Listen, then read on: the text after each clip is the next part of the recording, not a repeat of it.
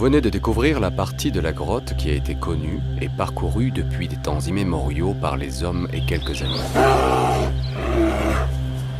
L'endroit où vous vous trouvez se nomme l'Avenne et constitue l'entrée naturelle de la grotte des Demoiselles. Si certains animaux pénétraient ici volontiers pour s'abriter, les hommes, eux, ne s'y aventuraient guère, craignant ce monde souterrain qui leur paraissait mystérieux et certainement habité par des êtres malfaisants.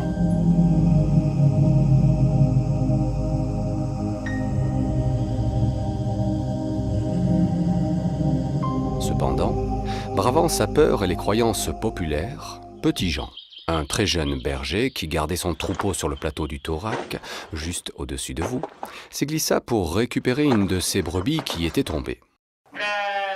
L'entendant bêler tout au fond de la grotte, là-bas, puis là-bas, encore plus bas, il s'engagea dans les profondeurs et, brusquement, fit une chute interminable. Puis, plus rien. Le vide. Le silence.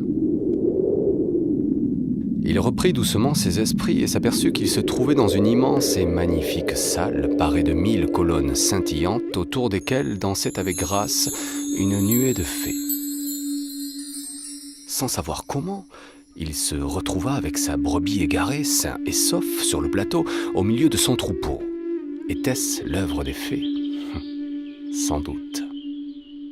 Depuis ce jour, la grotte s'appela Baum de las Fades, de las Damaiseles, ce qui en occitan signifie grotte des fées ou des demoiselles. Après l'aventure de Petit Jean, le berger, le mystère de la grotte des fées demeura dans tous les esprits, et il aura fallu que quelques hommes intrépides ouvrent la voie au péril de leur vie pour que vous puissiez aujourd'hui explorer l'antre de cette cavité mystérieuse. Avançons à leur rencontre.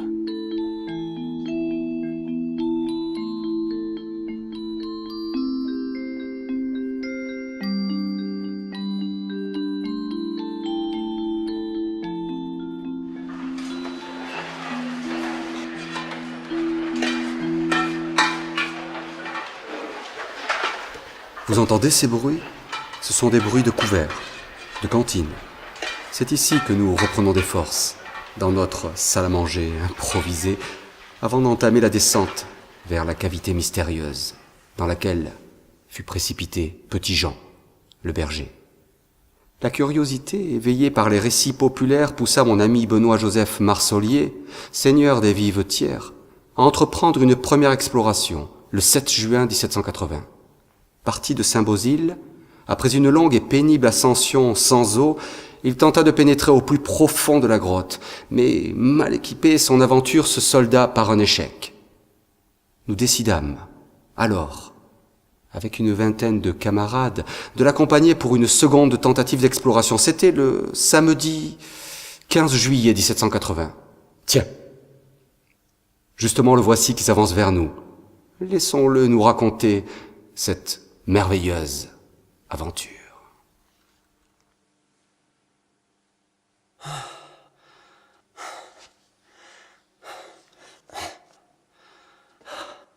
Bien le bonjour, bonnes gens. On a beaucoup cité ces antres souterrains connus sous le nom de grottes, de baumes. On a remarqué que les plus belles étaient celles où l'on descendait avec le plus de danger, comme si la nature s'était plu à défendre ses trésors. Ce fut le cas de la baume des Demoiselles. Sa description me parut un roman et me fit naître le désir d'en juger par moi-même. Nous partîmes de grand matin, vêtus à la légère, pour notre seconde tentative d'exploration. Après avoir, avec peine, franchi les obstacles qui nous avaient arrêtés la première fois, nous réussîmes enfin à pénétrer dans une immense salle. Partout des franges, des enduits d'émail et de cristal, des dentelles si délicatement travaillées.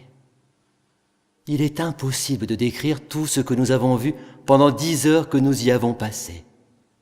Plusieurs morceaux étaient si éblouissants qu'ils attirèrent nos hommages.